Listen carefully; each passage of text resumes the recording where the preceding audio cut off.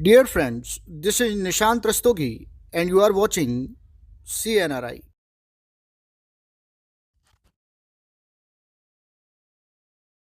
आइए अब इस क्वेश्चन को सॉल्व करते हैं। क्वेश्चन लिखा है कि on oxidation CHCl3 gives CHCl3 ऑक्सीकरण करने पर देता है।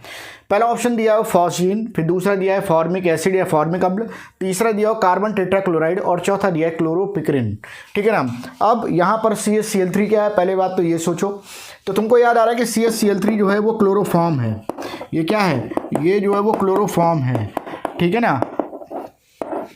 तो सोचो कि क्लोरोफॉर्म जो है उसको अगर हम ऑक्सीकरण करें, तुमको याद आ रहा है कि क्लोरोफॉर्म जो है वो लैब में कैसी ब्राउन बॉटल में रखा रहता है और उसको अब ढक्कन जो होता है बिल्कुल बंद कर देते, सील कर देते हैं। क्यों?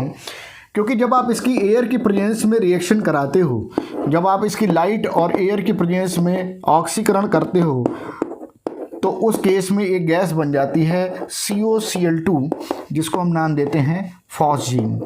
ठीक है ना। और ये एक जहरीली गैस होती है और इसी वजह से अगर कोई भी व्यक्ति है और उसको अगर ज़्यादा क्लोरोफॉर्म सुंघा दिया जाए तो उसकी वजह से उसकी डेथ भी हो सकती है। ठीक है ना। तो यहाँ पर क्या बनता है, फॉस्जीन बनता है।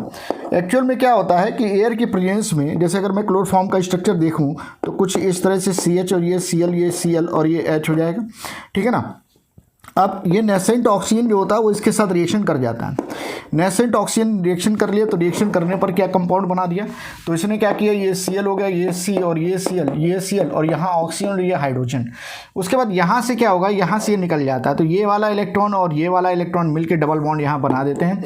तो यहाँ पर आपको समझ में आ रहा है कि C डबल बॉन्ड O और ये Cl बन गया और प्लस क्या बन जाता है, HCl बन जाता है और ये आपको फॉस्जीन गैस मिल जाती है। ठीक है ना। यहीं पर देखो मैं एक कन्फ्यूजन और तुम लोगों को बता दूं, एक होता है फॉस्जीन और एक होता है फॉस्फीन। एक होता है केमिस्ट्री में बहुत ज़्यादा यूज़ किया जाता है फॉस्फीन। तो देखो फॉस्फीन जो होता है ये एक्चुअल में PH3 को कहते हैं। फॉस्फीन अलग चीज़ है और फॉस्जीन अलग चीज़ है। ठीक है, ये थोड़ा सा ध्यान देने वाला है।